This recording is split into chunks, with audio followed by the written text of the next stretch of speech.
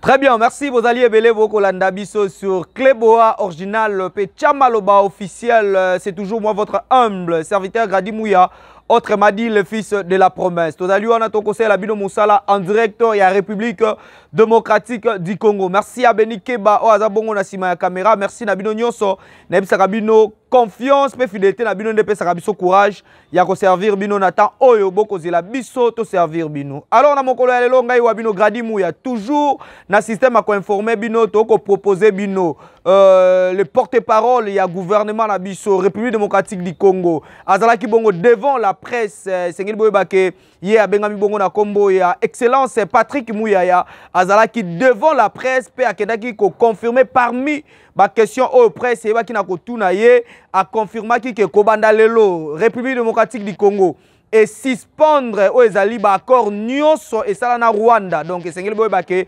République démocratique du Congo et que na ko suspendre ba accord nyonso oyo et sala na Rwanda. Alors TV Zali Radio te toko tike la bino botala o ezalaki bongo briefing l'excellence Patrick Mouyaya azalaki liboso ya presse ya mboka na biso République démocratique du Congo et ngana bino tokutani prochainement. Au revoir, bye. De la pandémie, depuis que nous avons fait beaucoup de progrès pour contenir la propagation de l'épidémie, c'est un chapitre qui est ouvert et il est revenu beaucoup sur les discussions qui sont en cours avec les médecins pour voir dans quelle mesure, et les autres prestataires du secteur, pour voir dans quelle mesure le gouvernement peut apporter la réponse. Alors, pour l'intérieur, la défense et la santé, c'est tous les vendredis, mais les autres ministres peuvent aussi saisir, évidemment, il y a un mécanisme gouvernemental qui permet, lorsque vous avez un point d'information à communiquer, passé par les secrétaires généraux, il y a un processus qui mêle la primature et les secrétariats généraux qui permet aux collègues, à travers ces chapitres, d'avoir l'occasion d'informer les membres du gouvernement sur deux points précis. Par exemple, sur ce vendredi, nous sommes revenus sur la tenue réussie de la pré-COP 27, où vous avez vu qu'il y a eu plus de 53 délégations gouvernementales, 308 experts venus de 5 continents, venir discuter des questions climatiques en République démocratique du Congo, ce qui nous a permis de nous reconsolider dans notre position de pays solution à ces propos. Après cette partie consacrée au point d'information, nous abordons le troisième point qu'on appelle l'approbation d'un relevé des décisions, parce que toutes les décisions qui sont prises en Conseil de ministres doivent être formalisées avant qu'elles ne soient notifiées aux autorités compétentes. Donc, toujours par une séance d'adoption sur le troisième chapitre. Au quatrième chapitre, nous discutons des dossiers. Par exemple, cette semaine, nous avons discuté des dossiers présentés par le ministre des Finances qui a fait les rapports de l'état des finances publiques. Il a expliqué, par exemple, qu'au 30 septembre 2022, nous avons dépassé les assignations budgétaires pour l'exercice en cours. Et donc, ce qui est un record par rapport aux prévisions initiales, ce qui nous permettra, donc tout ce que nous mobiliserons comme recettes à partir du mois d'octobre, novembre, décembre, c'est des recettes qui seront additionnelles au budget que nous avions proposé. Et en dernier lieu, nous faisons l'examen et l'adoption des textes parce que vous savez que l'initiative des lois émane soit des députés à travers une proposition de loi, soit du gouvernement à travers de projets de loi, et il n'y a aucune loi qui ne parte du gouvernement s'il n'est pas approuvé. Le ministre intervient en dernier ressort. Mais les lois passent d'abord par la commission. Il y a une commission de loi au niveau du gouvernement où les juristes du gouvernement travaillent les dossiers. Ensuite, la loi passe au niveau du Conseil de ministres pour son adoption formelle avant son envoi au Parlement. Voilà plus ou moins brossé la philosophie générale du Conseil de ministres et je me tiens à votre disposition pour répondre à l'une ou l'autre question évidemment liée au Conseil de ministres passé, mais ce sera aussi l'occasion d'aborder un ou deux, trois sujets d'actualité si vous avez des questions qui nécessitent un éclaircissement de la part du gouvernement. Voilà, en guise d'introduction de ces premiers exercices de briefing hebdomadaire, on va commencer par Richard Chacot.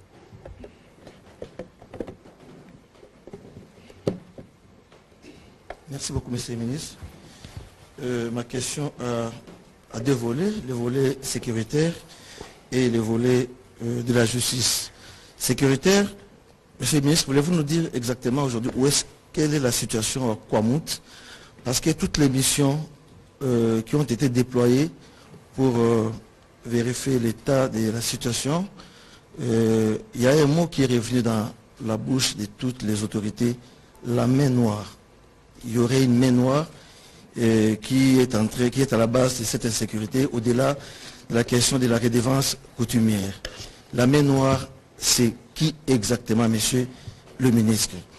Voulez-vous nous dire aussi que la rencontre d'hier entre le président de la République et son homologue de Congo-Brazzaville, Denis Sassou Nguesso, était pour que la déstabilisation, comme l'a repris certains médias, de Kinshasa ne vienne pas de Congo-Brazzaville à travers l'infiltration dans le Grand Bandundu.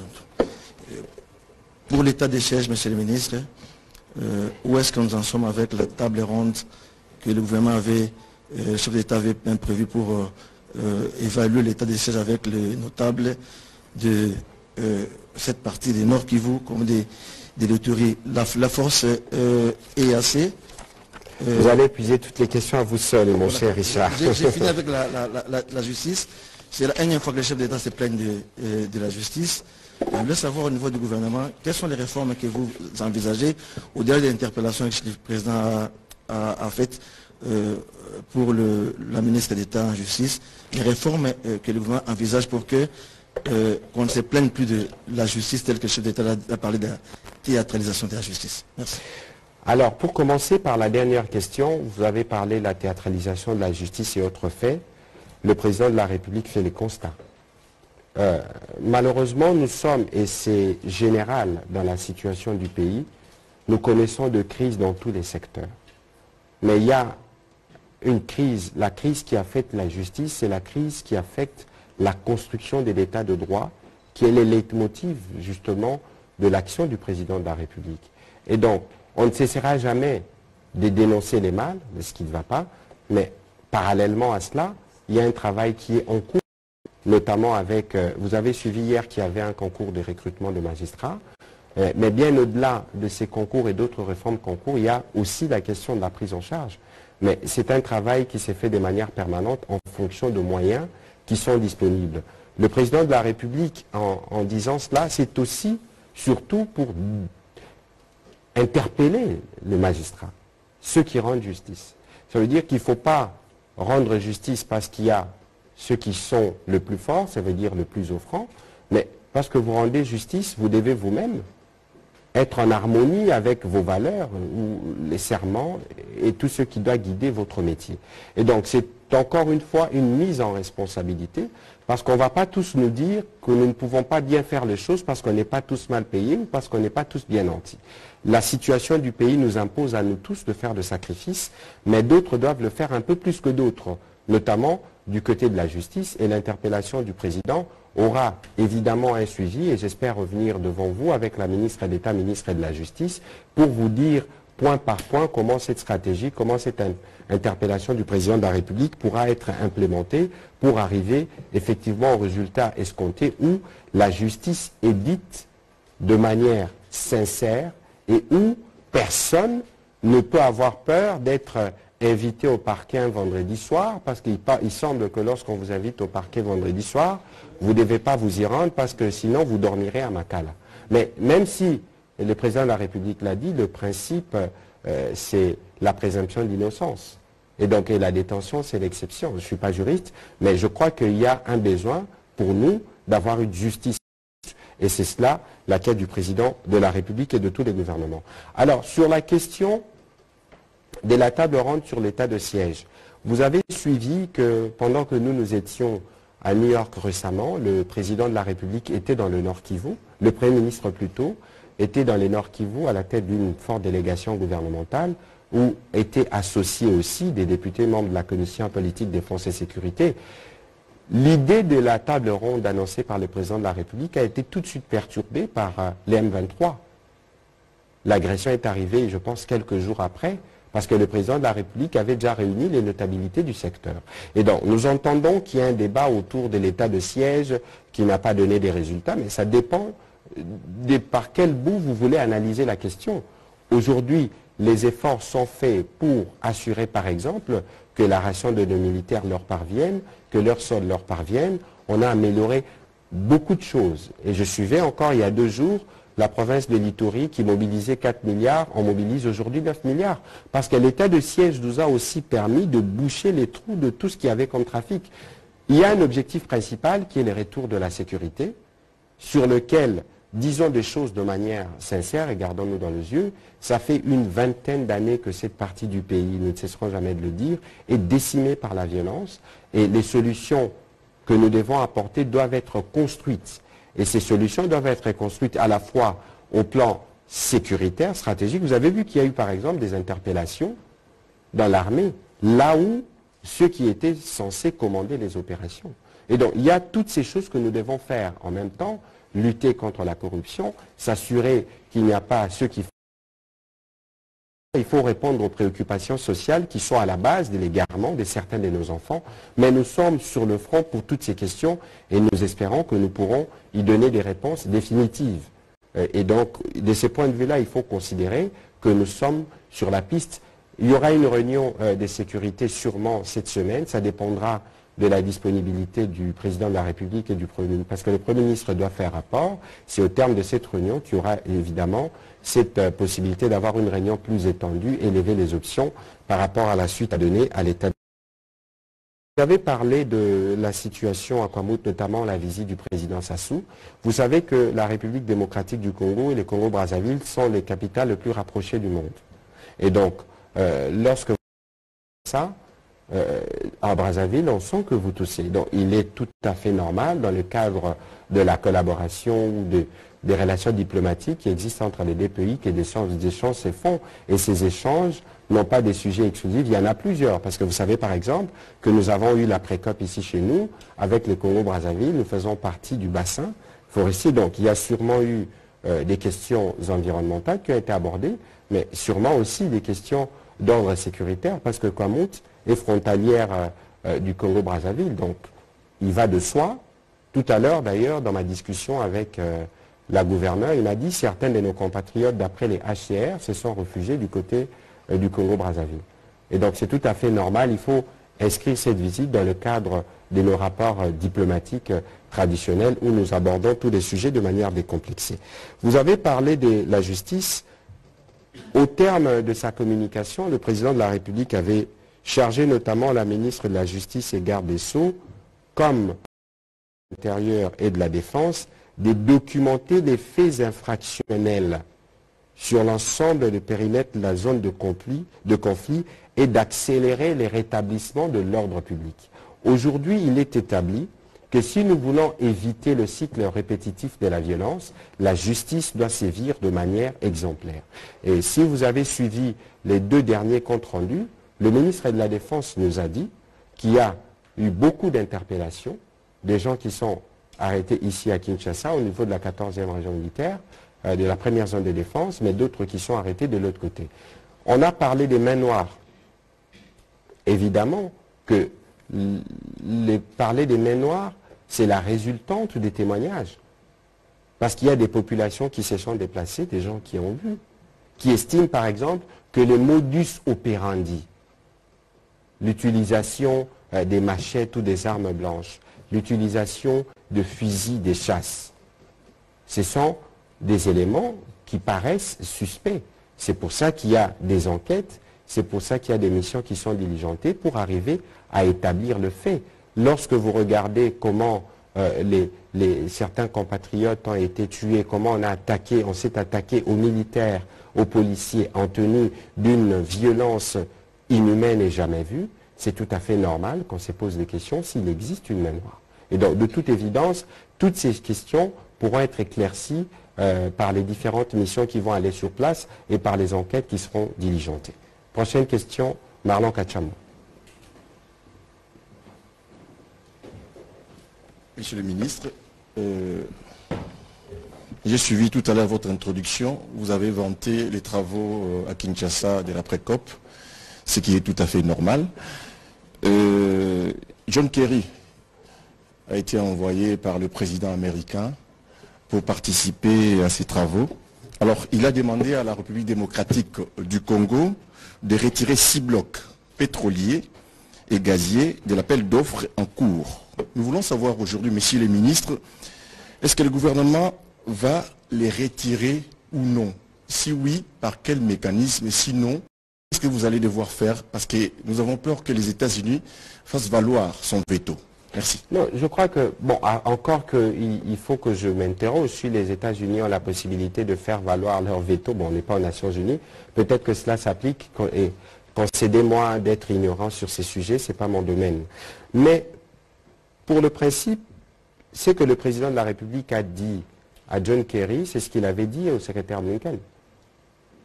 Il faut mettre fin à cette forme d'hypocrisie internationale. Nous, on a des problèmes de sécurité qui durent depuis 25 ans.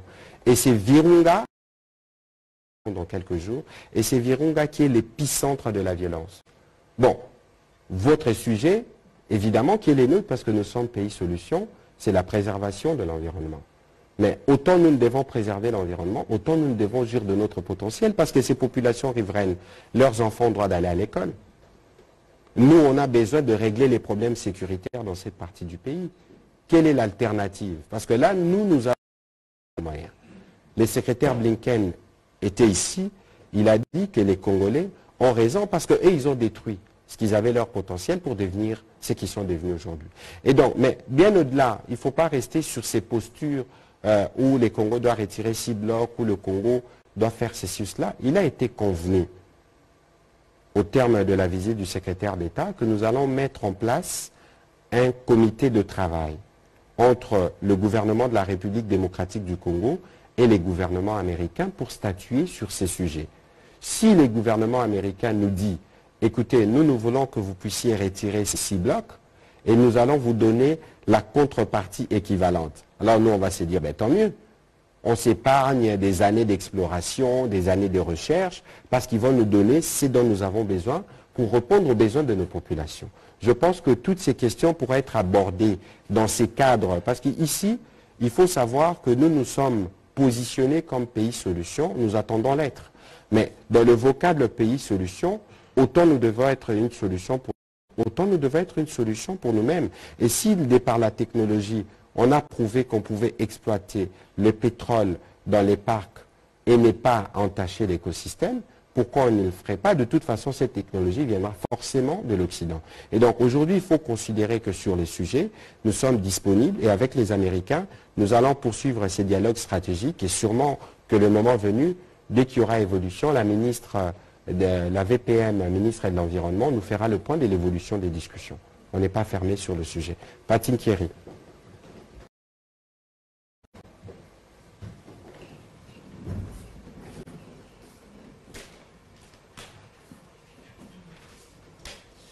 Merci, Monsieur le Ministre, pour la parole. Ma question tourne également autour de la 72e réunion du Conseil des ministres. Le chef de l'État a dénoncé la lenteur administrative. On le sait, pour obtenir un passeport en RDC, pour obtenir le permis de conduire qui n'existe même pas, le diplôme de 2015 vient à peine, va peut-être sortir, et en fait aussi plusieurs victimes, puisque beaucoup n'ont pas pu étudier après. Aujourd'hui, le chef de l'État arrive à dénoncer. Mais quel mécanisme que le gouvernement mettra en place justement pour très rapidement résoudre notamment le problème du passeport qui doit coûter 99 $, mais dans les faits à 150 $. Il faut aller au niveau du ministère des Affaires étrangères pour voir. Depuis plusieurs années, c'est la même situation. Les documents sont détenus par des personnes. Il faut toujours passer par eux. Mais également l'ANR, est-ce que les gens sont réellement fichés ou on doit toujours s'identifier pour avoir un nouveau passeport? Merci. Non, je pense que, comme je le disais tout à l'heure, lorsque le président de la République parle dans ses communications, il parle des faits réels. Parce qu'il enregistre régulièrement des plaintes de Congolais. Et vous avez vu qu'il y avait une discussion la semaine dernière, notamment sur les permis de conduire qui n'existent pas. Donc on ne va pas aller demander aux chauffeurs de permis qui n'ont pas été donnés en amont, les passeports et tout le reste. Mais tout ça, Nous, on va même aller plus loin. La carte d'identité. C'est quand la dernière fois que nous avions une carte d'identité. Bon, moi, à l'époque, je n'en avais pas droit, mais on a vu des cartes vertes. Bon, je crois qu'il y a plus vieux que nous dans la salle qui ont disposé. Mais de toute évidence, le Premier ministre a par exemple pris l'engagement, pour nous, c'est un défi majeur, de doter les Congolais d'une carte d'identité et nous espérons y arriver. Pour ce qui concerne le reste, c'est plus ou moins le constat de ce que nous vivons. Et le Premier ministre, le Président de la République a donné instruction à tous les membres du gouvernement d'agir avec diligence, de sorte que d'ici la fin du mois, la fin de la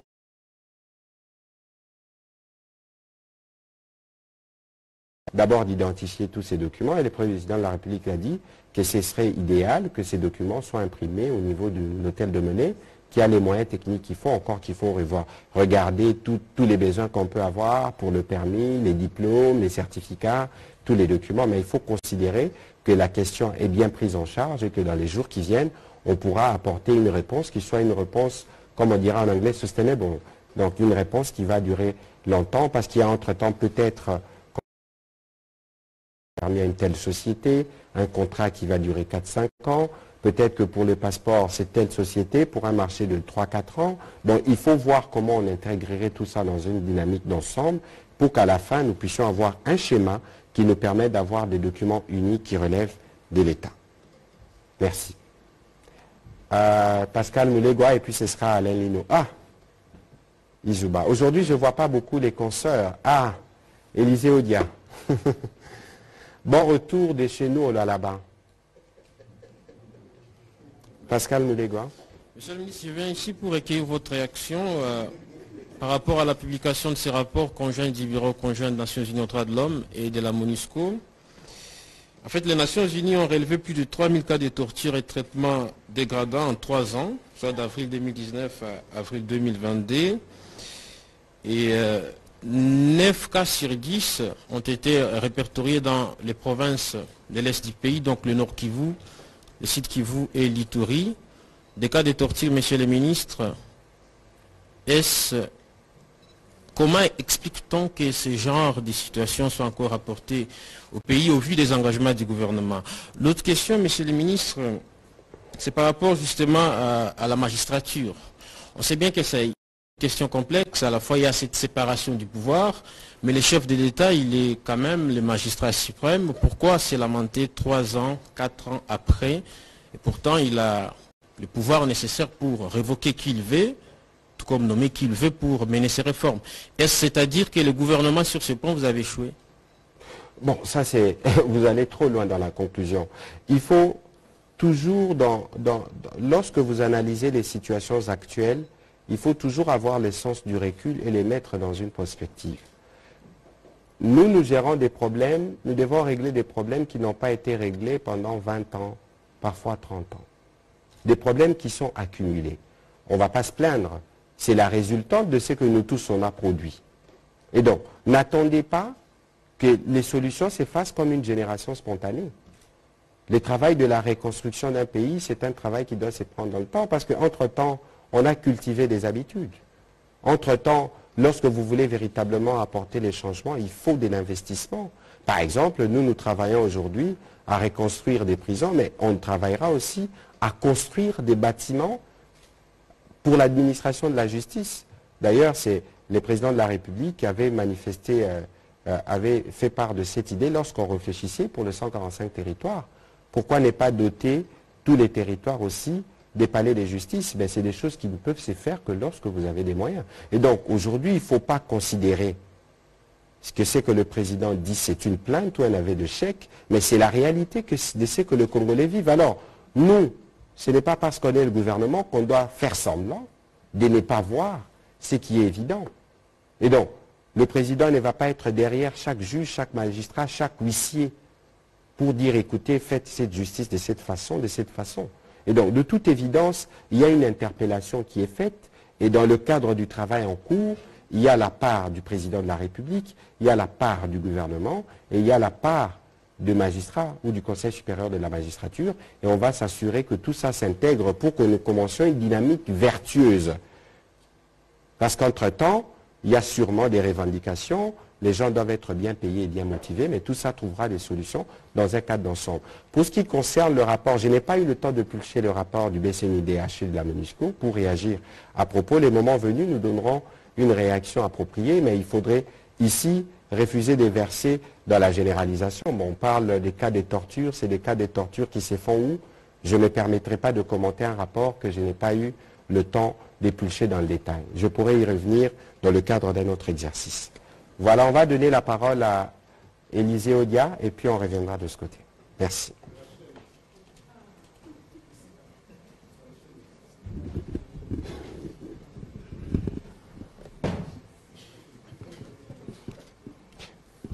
Merci beaucoup. Oui, Madame Élisée Odia.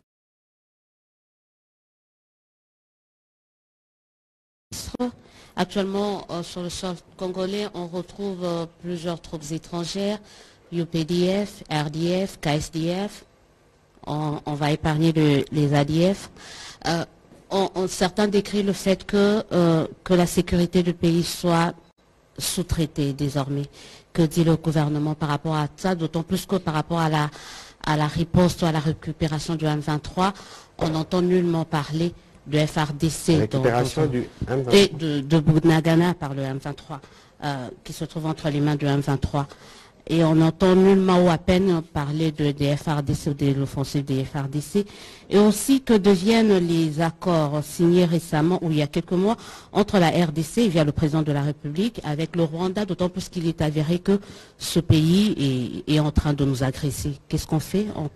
Alors, Madame Élisée Odia, j'ai envie de vous rappeler une communication que nous avions faite ici au terme d'un Conseil supérieur de la défense où nous avions dit que ces accords étaient suspendus. J'ai lu beaucoup des réactions ces dernières semaines sur les réseaux sociaux. Il n'y a aucun accord qui n'a été conclu par la République qui ne le soit pas de manière transparente. Parce que lorsque le président de la République, j'étais du voyage, c'était, je pense, le 26 juin 2021 à Goma, les accords ont été signés en direct à la télévision nationale. Bon, si on avait des choses à cacher, on ne les ferait pas en direct. C'était des accords qui concernaient essentiellement des accords de double imposition, parce que on peut dire tout ce que nous disons, mais la frontière d'avant Covid, la frontière Rwanda-RDC, c'est la frontière la plus fréquentée au monde après la frontière États-Unis-Mexique. À peu près 60 000 à l'époque où les choses étaient normales, avant Covid, malgré qu'on a toujours eu des rapports difficiles avec le Rwanda, mais les populations ont toujours commercé. Donc, nous, les gouvernements, on était censés faciliter, lorsqu'on prend des accords sur les doubles impositions, je peux vous retrouver les références de ces communiqués, vous allez voir que les accords ont été véritablement cités. Il y avait 2 accords économiques qui concernaient la double imposition, je crois, ou de la protection des investissements. Il y avait un accord qui concernait une entreprise rwandaise qui s'appelle Dieter Limited et une société d'exploitation d'or qui s'appelait Sakima. Mais nous avons décidé de tout suspendre parce que nous considérons que nous ne pouvons pas parler d'économie lorsque, au plan sécuritaire, nous ne nous entendons pas. Et donc, il faut mettre fin à cette fausse polémique. Il n'y a pas d'accord secret qui a été conclu avec le Rwanda d'aucune manière et du reste, les vidéos sont disponibles. Pour ce qui concerne, vous dites parler de présence de forces étrangères M23 Bunagana. Je dois d'abord vous rappeler qu'aujourd'hui, nous, République démocratique du Congo, nous avons souscrit à 2 processus de paix, pour ne pas dire 3. Il y a le processus de Luanda autour du président Joao Lorenzo en tant que président de la CIRGL mandaté par l'Union africaine. Il y a le processus autour du conclave de Nairobi qui est organisé après notre adhésion en avril dernier à la communauté des États d'Afrique de l'Est, à la communauté d'Afrique de l'Est. Et puis il y a eu cette médiation française entre le président Macron et les présidents Kagame et le président Tshisekedi qui a permis d'avoir cette réunion qui a eu lieu à New York. Et dans tous ces forums où nous sommes partis, nous avons tous souscrit à un cessez-le-feu. Alors, nous devons, nous, être respectueux de nos engagements. D'autant plus que ce n'est pas que les forces armées de la République démocratique du Congo ne sont pas en mesure de lancer une offensive pour récupérer Bunagana. Mais lorsque vous lancez une offensive, il y a des pertes en vies humaines. Vous avez des milliers de déplacés. Et nous savons tous qu'il n'y a aucune guerre qui ne commence, ou qu'un affrontement qui ne commence, qui ne s'achève sur une table. Parce que nous savons que c'est le Rwanda qui opère derrière le M23. Et donc, comme nous avons souscrit à ces processus de paix, c'est pour ça qu'il n'y a pas des opérations militaires engagées. Mais ceci ne veut pas dire que les forces armées ne se préparent pas pour le faire. Et d'ailleurs, nous avons un nouveau militaire. Le général Kasonga, à qui je rends hommage et que je félicite, qui était coutumier avec nous ici, a été promu. Et donc, sur ces questions, il y aura des évolutions. Et donc, il faut d'abord partir du fait que nous avons souscrit à une cessation d'hostilité de manière conjointe. Ensuite, parce que la République démocratique du Congo fait une adhésion à la communauté de l'Afrique de l'Est, le président de la République, comme avec ses homologues, comprennent tous qu'on ne peut véritablement pas parler de paix s'il n'y a pas de sécurité. Et lorsqu'on regarde les conditions, pour parler par exemple avec l'Ouganda, vous avez parlé des UPDF, mais les ADF c'est un mouvement ougandais, essentiellement. Ils tuent au Congo plus qu'ils ne tuent en Ouganda. C'est une menace conjointe, c'est un groupe terroriste. Donc il va de soi, comme le terrorisme se combat en coalition, que nous soyons en coalition avec eux pour combattre, et c'est ce qui s'est fait actuellement. Alors, dans le cadre des efforts pour le retour de la paix, madame, il faut dire les choses telles qu'elles sont. Le besoin de paix en République démocratique du Congo est un besoin immédiat. Je lisais encore un article où le nouveau président kenyan disait que les Kenyans perdaient 10 milliards. Le manque à gagner est tellement grand que tous ces pays qui sont autour de nous ont besoin que la République démocratique du Congo retrouve vite sa paix. Et il faut savoir que dans le CONOPS, CONOPS c'est le plan opérationnel qui a été mis en place par les différents chefs d'état-major, il n'y a aucune force qui ne viendra opérer en République démocratique du Congo sans un appui stratégique ou un accompagnement de forces armées de la République démocratique du Congo. Donc il faut savoir que chaque fois qu'il y aura déploiement des troupes, pour un moment convenu, suivant les détails du plan opérationnel, que malheureusement je n'ai pas l'habilitation pour l'avoir, mais ça se fera sous l'accompagnement de nos forces armées. Et donc il faut considérer que c'est un choix politique qui comporte évidemment des risques par rapport à notre opinion publique, mais c'est un choix qui nous permet rapidement de rassurer les uns les autres, d'être sûr que nous avons créé des conditions de paix qui nous permettent de faire une économie. Donc il faut faire confiance au gouvernement parce que parallèlement, il y a des efforts qui se font, que ce soit en termes d'acquisition de matériel, que ce soit en termes de formation des militaires qui se font parce qu'il est hors des questions pour nous de faire sous-traiter la sécurité de notre pays. Voilà. Alain, Lino, Marseille et puis ce sera Edmond Izouba. On va terminer dans 15 minutes.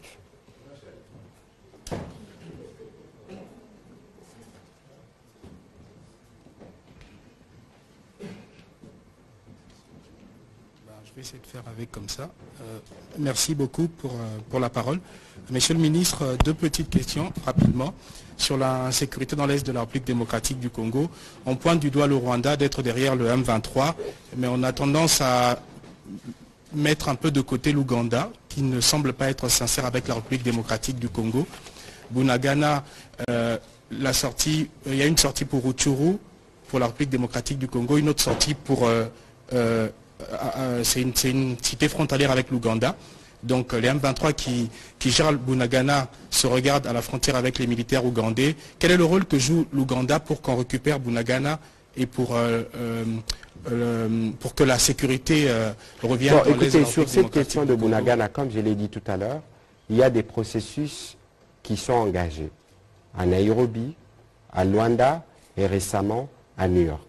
Il y a les déploiements de la force régionale qui est prévu, et parce que vous avez vu qu'il y a les premiers matériels des déploiements des contingents kenyans qui sont arrivés et qui seront stationnés là-bas. Dès que ces contingents, ces militaires, ces forces spéciales kenyanes vont arriver, ça permettra d'avoir cette force qui viendra, et les M23 ou le Rwanda, ils vont se retirer de Bunagana. C'est ce qui est prévu, ce n'est qu'une question de jours actuellement. Et donc, pour ce qui concerne l'Ouganda, on ne va pas aller dans des supputations de ce qui s'est dit. Vous avez vu ce que les tweets peuvent produire. Vous voyez de qui je parle.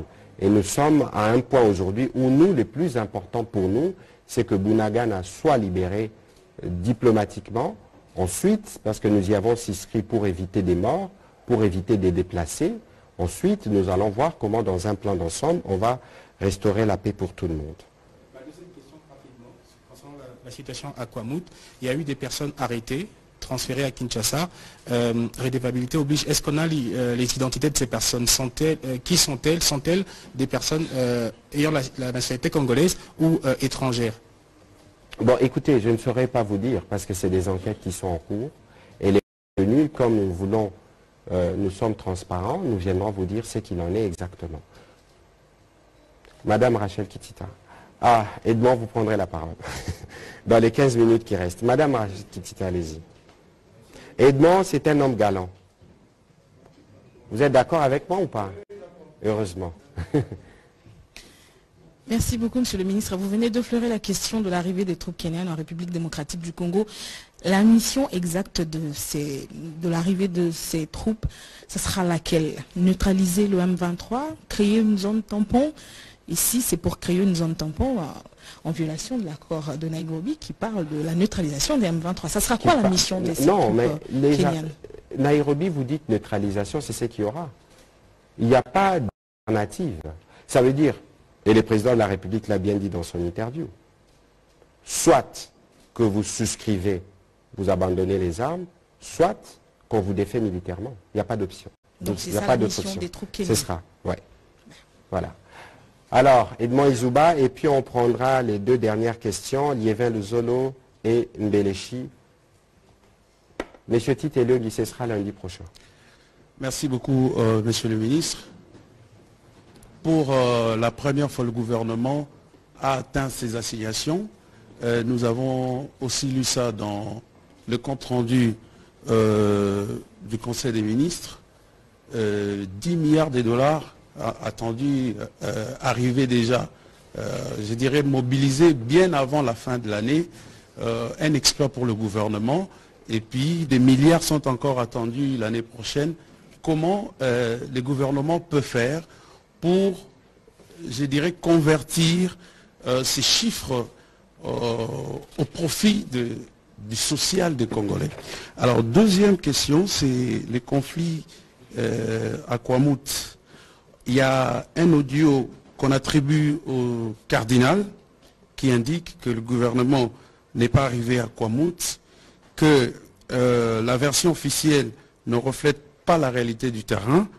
D'après également certaines sources, les cardinals effectueraient un déplacement sur place à Kwamouth dans les prochaines heures. Que dit le gouvernement à ces propos? D'abord, de un, c'est totalement faux et je suis très dubitatif sur le fait que le cardinal ait pu dire que la délégation gouvernementale n'est jamais arrivée à Kwamouth. Monsieur Jessica Bassel, j'espère que la régie pourra balancer ces images qui montrent que la délégation gouvernementale s'y était bel et bien rendue. Il ne faut pas croire aux fake news. C'était le 28 août, la mission a été décidée au Conseil des ministres du vendredi précédent. Le ministre de l'Intérieur, de la Justice, des droits humains, des affaires humanitaires. Il était même prévu que la vice-ministre de la Justice, qui est originaire, des Finances plutôt, qui est originaire du secteur, fasse partie de la mission, mais elle n'a pas pu rejoindre la mission. Ce n'est pas la seule mission qui a été envoyée, parce qu'entre-temps, vous avez vu qu'il y a les gouverneurs qui étaient ici, il y a d'autres travaux qui se font notamment à travers le service. Ceci relève des fake news et des mauvaises campagnes.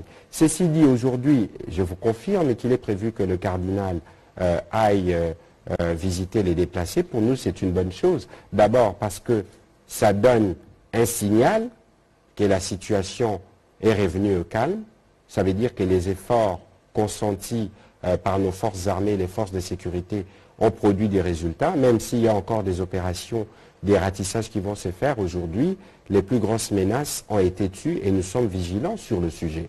Et donc, aujourd'hui, il ne faut pas chercher à aller dans la polémique. Version officielle, c'est celle que je viens de vous donner parce que nous en parlons depuis. Richard Chacola si bien résumé, c'est parti d'un conflit, on réclamait plus de redevances. Il y a un conflit, un chef, vrai faux chef, Yaka, qui voulait installer des Yaka dans des territoires téqués, c'est parti de là. Ensuite, dans le modus operandi, les témoignages nous ont dit qu'il y avait des méthodes qui n'étaient pas, en tout cas, connues dans les terroirs, qui supposaient une main noire. Et nous restons convaincus que main noire y a existé parce que ces témoignages qui sont corroborés font l'objet des enquêtes. Et donc, le moment venu, cela sera clarifié. Et donc, il ne faut pas chercher à opposer le cardinal qui va dans une mission de compassion comme nous les faisons, parce que ce sont aussi, j'allais dire, ses fidèles, à nous, gouvernement, qui sommes préoccupés par la situation sur le terrain et pour laquelle nous nous mobilisons. Le ministre des Affaires humanitaires devrait s'y rendre dans le prochain jour. Le président de l'Assemblée, des délégations, des députés iront sur place pour que la paix soit revenue. Et donc, n'attribuez pas au cardinal des choses qu'il n'a pas dites. Et aujourd'hui, nous sommes contents de voir qu'il y a eu un progrès, tout au moins dans le retour de la paix, dans le retour de la quiétude et la sérénité dans cette partie du pays. Voilà. Les Merci. assignations du gouvernement, Vous dites les assignations budgétaires. Excusez-moi sur cette question. Bon, écoutez, nous, on ne peut pas nous satisfaire parce qu'il faut regarder les possibilités de mobilisation du budget qu'on peut avoir dans un pays comme la République démocratique du Congo. Je rappelle ici qu'on a 100 millions d'habitants. Bon, même si nous faisons 10 milliards et qu'on doit se le repartir, 10 milliards, ça fait combien par Congolais par an? Ça fait peut-être 100 $. Est-ce que vous pouvez vous suffire à 100 $ par an?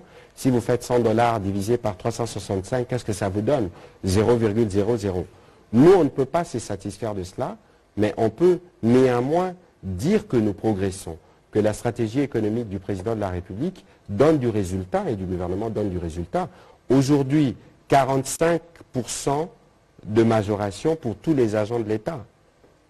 On va nous dire que les agents ne sont pas payés, ce n'est pas des fortunes, mais il faut apprécier l'effort. Parfois, les débats politiques en France portent sur l'ajout de 2, 3, 4, 5 euros sur les salaires. Ici, c'est pour 1 500 000 personnes que ces efforts sont faits. Et donc, vous voyez par exemple que dans les secteurs de l'EPST, par exemple, il y a eu des efforts qui ont été faits pour les enseignants. C'est ce que nous ferons pour les enseignants du supérieur. C'est ce que nous ferons pour les médecins et autres professionnels de santé, parce qu'il est question pour nous que tout le monde se retrouve dans ce qu'il fait, que tout le monde profite du peu que nous pouvons avoir. Et considérer que pour nous, nous allons faire davantage. Il y aura les débats sur le budget le 25 octobre.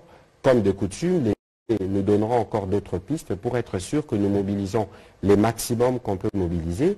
Mais c'est ici aussi les lieux de saluer l'action de contrôle qui est faite par l'inspection générale des finances, parce que c'est grâce à ces efforts aussi que nous réussissons à boucher les trous, à récupérer des manques à gagner et être sûr que nous absorbons ce que nous devons absorber pour le trésor public. Mais les sociales souffrent toujours parce que la question était de savoir comment convertir ces chiffres au profit social.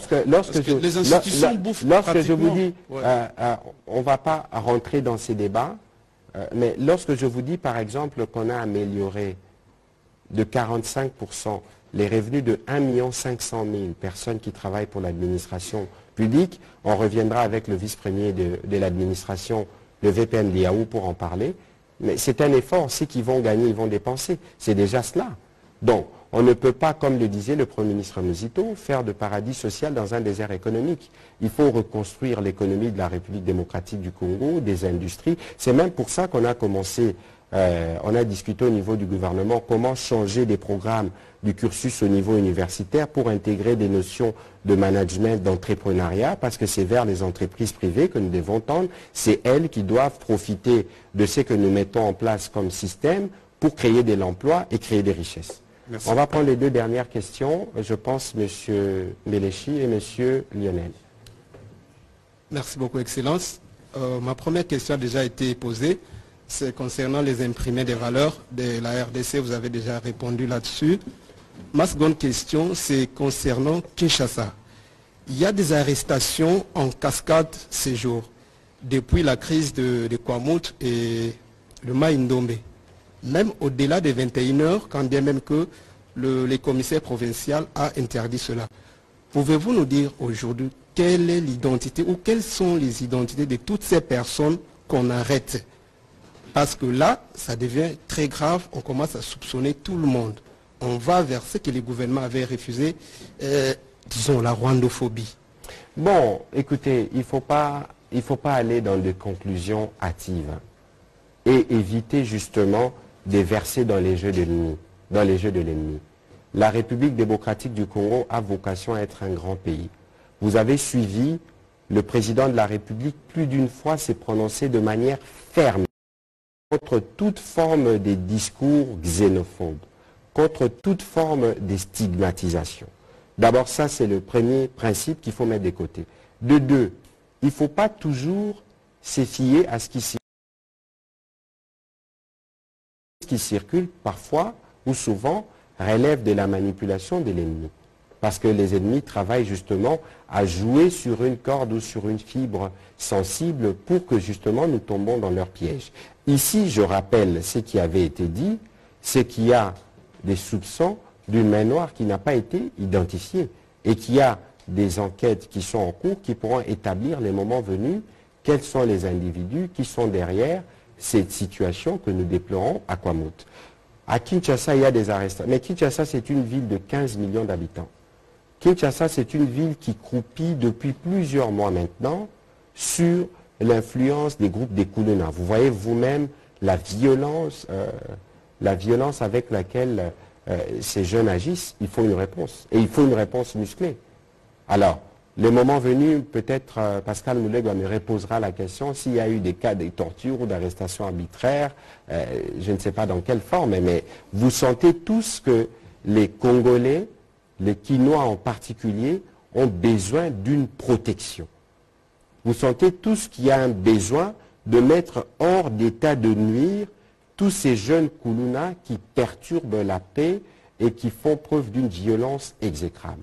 Et en tant qu'autorité publique, soyez-en sûrs que cela sera fait parce que de moyens ont été mis à la disposition de la police pour ce faire. Il faut la doter de moyens de patrouille, des matériels qui lui permettent d'endiguer ces phénomènes et dans les meilleurs délais parce que nous allons vers des moments électoraux qui sont généralement des moments de grosse sollicitation. Il faut limiter et réduire la capacité de ces groupes de nuisance. Voilà. Merci. Merci, Monsieur le Ministre. Je reviens sur la question d'Edmo Izouba. Je n'ai pas été trop satisfait. Vous parlez d'explosion des recettes. Moi qui fais des plates-bandes, le GIM, je ne comprends rien.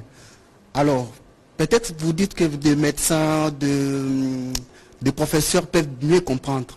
Moi qui fais mes plates-bandes, j'arrive sur le marché, les prix qui varient à tout moment. Comment moi je peux vous comprendre, moi qui fais des plates-bandes? D'abord, pour vous aider à me comprendre. Le carburant, vous le consommez tous les jours. Vous entendez qu'on a des grosses discussions avec des pétroliers. Il faut payer 200 millions, 300 millions. Vous pensez qu'on les paye pour qui? 40% du prix du carburant que vous consommez par votre moto, par votre voiture, par votre groupe électrogène est payé par l'État. C'est une preuve. Parce que vous savez, cher ami, que lorsque les carburants prennent de l'ascenseur, tout prend de l'ascenseur en même temps. Vrai ou faux? Et donc, lorsque nous nous attelons à contenir les prix de l'essence à la pompe, nous contribuons dans les ménages, dans les quotidiens de chaque Congolais. Ce n'est qu'un exemple. Mais pour le reste, regardez la crise en Ukraine. Comment elle impacte en Europe?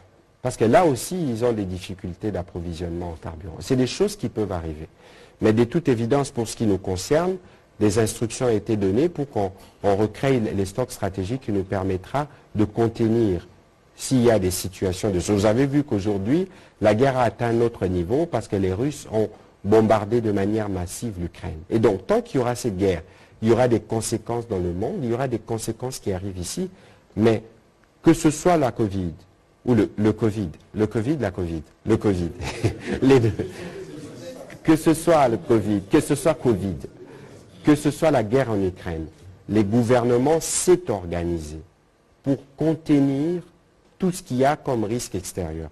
Lorsque vous lisez les comptes rendus, spécialement lorsque toutes les 2 semaines nous invitons la gouverneure de la Banque centrale, elle parle toujours des risques exogènes. Mais c'est justement des facteurs comme ceux-là qui peuvent influer parce que nous exportons les minerais qui sont consommés à l'extérieur et pas ici à l'intérieur. Et donc, il faut vous rassurer que dans tous les efforts que nous faisons, c'est pour nous assurer que cette maman-là, qui va dans les plates-bandes, ou vous, a un enfant qui va à l'école. Et la gratuité, c'est pour qui? Bientôt, on va aller couverture santé universelle. Ce sera pour qui? Ce sera, d'autres diraient, le peuple d'abord. Voilà. Bon, derrière, c'est improvisé.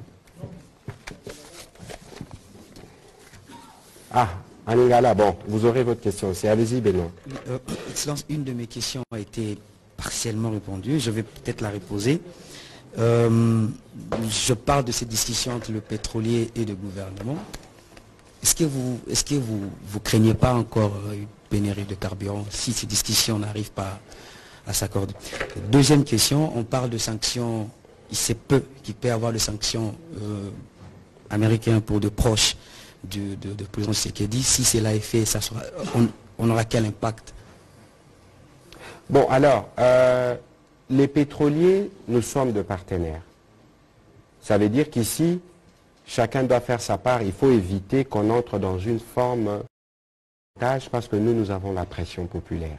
Je pense que mon collègue des finances qui fait l'intérim de l'économie et mon collègue des hydrocarbures ont le temps de discuter avec eux. Et de toute évidence, ils ne peuvent pas douter de la volonté du gouvernement parce que lorsque vous regardez les comptes rendus du Conseil des ministres de la dernière fois, vous allez voir que nous avons payé une grosse quotité aux entreprises pétrolières. Nous sommes transparents parce que nous diffusons y compris l'argent que nous leur payons en termes de manque à gagner ou de subventions. Et donc de ce point de vue-là, nous pensons qu'il n'y aura pas de difficultés, mais c'est un secteur qui est très exposé justement au soubresaut de la guerre en Ukraine, de la situation à l'international. Vous avez suivi par exemple récemment que l'Arabie Saoudite et la Russie s'apprêtaient à augmenter les prix du carburant. Et que dans une telle hypothèse, s'ils augmentaient les prix du carburant, il pourrait y avoir des conséquences chez nous ici en République démocratique du Congo, que la population ne comprendra pas directement, mais pour que nous, comme gouvernement, nous serons censés trouver des réponses. Et donc, de ce point de vue, nous allons nous mobiliser. Alors, c'était quoi l'autre volet de votre question? Il s'est peut avoir des sanctions de Maison Blanche sur les proches du chef de l'État, Félix Tshisekedi. Ça n'aura quel impact? Bon, écoutez, il y a des options qui ont été prises à notre niveau. Notamment, vous parlez du dossier de Dan Gertler, des options qui ont été prises à notre niveau grâce aux sanctions américaines en amont pour récupérer les assets, comme on dira en anglais, pour récupérer les actifs et voir comment faire profiter à nos compatriotes de ces actifs. L'enjeu pour nous aujourd'hui, c'est de regarder est-ce que l'accord qui a été fait et pour lequel, je pense, la présidence de la République avait communiqué, nous on avait communiqué ici avec M. Wamesso et la ministre d'État, ministre de la Justice. Au niveau de la présidence, il y avait eu des discussions qui avaient été faites. Si cet accord constitue un moyen de contournement de sanctions contre Dan Gertler ou pas. Je pense que nous, comme gouvernement, nous sommes engagés dans plusieurs cadres de discussions avec les gouvernements américains et je pense que dans ces cadres-là, les sujets seront abordés. Moi, je ne voudrais pas aller dans une hypothèse comme celle-là, mais j'espère que dans le cadre des discussions bilatérales, on pourra trouver la voie qu'il faut pour permettre aux Congolais de profiter de ces actifs miniers, mais aussi pour nous assurer qu'on n'a pas contrevenu aux sanctions américaines qui nous ont permis de recouvrer nos actifs. Vous voyez un peu les schémas. Et donc aujourd'hui, il faut considérer que le cadre de dialogue est établi, que cette discussion continuera. Voilà. Dernière question. Matondi mingi mwana mboka Patrick Mouyaya. Bayi Congo démocratique na likita obotaki na New York na États-Unis d'Amérique. Nkumu ya ekolo Congo démocratique mwana mboka Félix Antoine Tshisekedi Tshilombo abetaki loboko na mesa pona kotalisa ki Rwanda ezali ko attaquer RDC.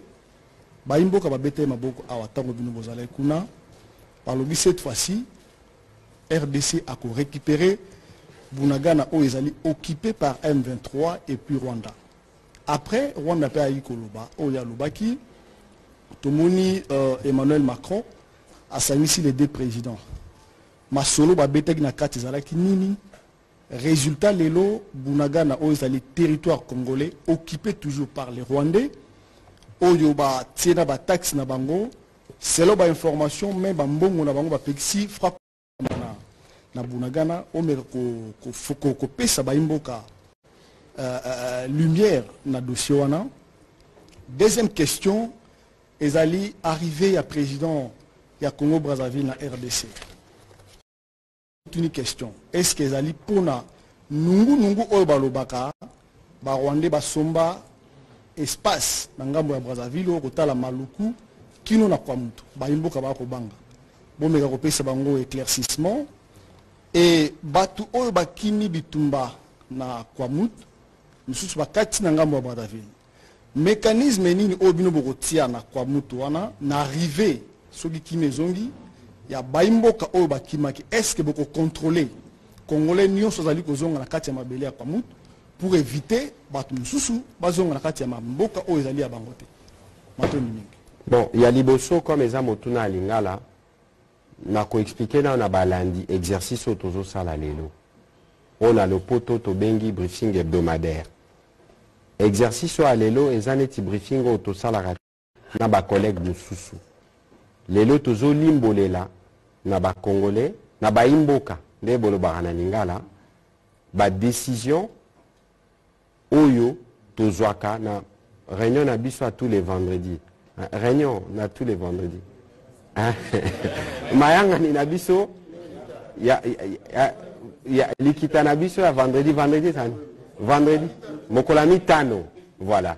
Na likita na biso mokolami tano, pour la population na biso ba yeba. Na likita ko ya bandaka. On a le poto to ba communication.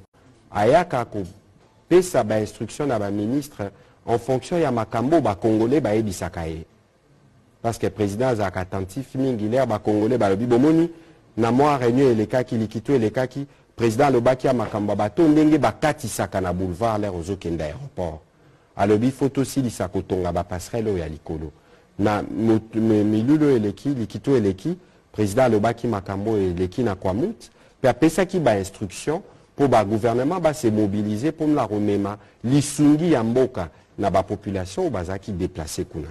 Pe abetaki lisolo ya makambo tali justice pe makambo mususu pe na bakisi ko expliquer ndenge nini likitawane salamaka pe impact nini ba décision ane zalaka nango na travail communautaire. Pona kozonga na mituno ya yo. Nazaki kolimbola na lopoto ke biso to sala choix ya kinya ya paix tozalaka na processus ya Nairobi oyo elandi adhésion na biso na communauté ya bamboka ya Afrique de l'Est oyo toyokanaki na bakonzi ya bamboka wana ke tokosala ba processus mibale. Processus politique oyo ebandaki avec Ndeko Serge Chibangu kosolola na ba groupe armé koyebisa bana mboka oyo batengama batika mandoki bazonga na processus ya mibale koyokana na ba pays wana batinda basoda na bango baya na elongo na ba FARDC mpona kotala ndenge nini ya kobundisa bao nyonso bakoboya kosouscrire processus de paix po tozongisa kinya na bisika wana. Groupe moko kaka oyo eboya eza groupe tobengi M23 po baza soutenu par les Rwanda. Nairobi tope na cadre ya Luanda tosololaka eloko aliboso toyokana il faut kosala na lopoto tobengi cesser les feux. Bon yomoro okolimbo la cesser les feux na lingala. Boma moto, voilà. Tolobi boma parce que ezate ke biso lelo na mapinga na biso tozangi moto akocha. Mais soki toche moto na Bunagana banani bakokufa. Banani bako se déplacer. Et kozalaka ba congolais. Ata bobandi bitumba ndenge ni air moko bokovanda na mesa pour trouver solution. Awa tosi to bandaki na mesa. Pe yango pe ezaki poursuite la maki na New York entre les présidents français na président Oyabiso pe na président Rwanda. To souscrivaki na boma moto wana pe tozozela na mikolo ezali koya parce que chaque jour batangela biso lelo to komi 119e jour. Depuis Bunagana eza occupé. Et je nde tozokende na nzela wana, et nous pensons que stratégie diplomatique ya mokonzi ekopesa biso résultat. Alors, pour la makambo etali visite à président Sassou, il faut koyeba ke Congo Brazza na Congo Kinshasa ezali se mboka moko na nzembo bilonda, je pense.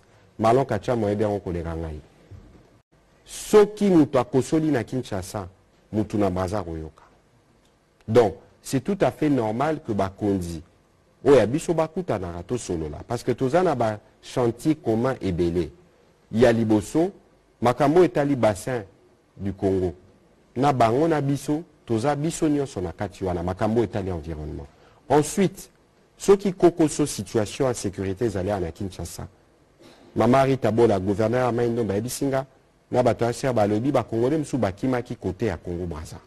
Donc c'est tout à fait normal dans le cadre bilatéral que le président Félix Antoine Tshisekedi a kutana président Sassou ba solo là. Makambo ba solo là qui nazaki na kati ya likita na bangote, mais c'est sûr que tonaki kana makambo etali mboka dans le cadre de nos rapports bilatéraux, donc c'est normal. Pour nao etali kwamut lelo situation ekomi mwa kimia ate zongina ndenge ezalaki liboso te, mais ezali susu ndenge ezalaki na mikolo elekite o bato bazalaki kokufa situation en tension ezalaki makasi. Président de la République a peseki instruction na gouvernement ba mapinga na biso bakitaki sur place bache ordre ata lelo baratissage il faut salama, mais possibilité ezali ya bakongolais bakoma kuna. Lelo gouvernement za ko s'organiser atinda lisungi pe a travailler na ba gouverneur ya ba province wana misatu ba uti ya pona kotala ndenge nini ba pop. Mais en même temps l'air armée zaki coopérer bazaki kokanga babandi wana topé bavoyu wana. Donc il y a un processus judiciaire en cours pour batouana ceux qui bo sambisi bangote pour ça ko bandela ekoya. Donc il y a un besoin à sanction exemplaire et côté kuna bozala na bino sûr que meeting de CP sama qui peut gouverner mais au sala nyonso pour kimia ezonga kwamute koma totalement pacifié pe climat de sérénité les alaka déjà entre bateke na bayaka ezonga parce que Congo tozana besoin ya kimia. Voilà. Est-ce que partenaire Nabino Moïse Katumbi azali sincère Nabino na ba déclaration to qui yo komi kokota makamba politique tozolo ba maramba conseil des ministres mais c'est commentaire au mot qu'on a koki ko sala il faut koyeba que gouvernement otozanango eza gouvernement ya union sacrée 80% il y a classe politique eza na kati bao ba na kati te tokyo tanga bango na misapi. Alors lorsque bino nyonso bosangani bosali likita boyokani to sala gouvernement, il y a ce qu'on appelle principe, il y a solidarité. Ça veut dire que l'élo, président Katumbi Otangi, il fait partie du gouvernement. Il faut baser à la solidaire. Il y a Makambo Obiso Tozo Sala dans le gouvernement. C'est évident, on n'a pas besoin de les rappeler, c'est un simple principe. Bon, ceux qui batubani babando ça la politique. Aucun sala no politique politicien na yo, mais na Makambo etali sécurité ya mboka. To bitumba o ya este po totala na misu. Eza bitumba président Tshisekedi ta. Eza bitumba ya congolais nyonso parce qu'ata yo Fabrice, ceux qui ozaki na position ya président Tshisekedi lelo, bangé pe basaloka bitumba. Parce que le problème c'est de dire biso faut vivre na mu Congo ya Congo. Tant que l'Inuana est changé te bakoluka kaka et ça fait 25 ans qu'ils ont là. Mais cette fois-ci nous pensons que nous sommes engagés dans un processus Oyo et Komema Biso dans la pacification, peut permettre Biso tout ça la économie, tout développer Mboka na Biso, peut tout développer sous région na Biso Mobimba. Natondi Bino Botondi. Bon voilà, je vais terminer en français pour vous remercier de vous être mobilisés pour ces premiers exercices. Ce sera tous les lundis, évidemment, si je ne suis pas en mission, mais on rattrapera parce que nous pensons qu'il est important que le peuple soit informé dans les détails des décisions qui sont prises en conseil, qui sont prises pour son bien. On trouvera une formule pour communiquer en lingala ou en langue nationale pour être sûr que les Congolais comprennent. De toute évidence, pour ceux qui peuvent faire les Swahili, pour ceux qui peuvent faire les Chiluba, c'est toujours bien de concourir à la diffusion de la bonne information. Je vous remercie et je vous souhaite une très très bonne soirée. Merci.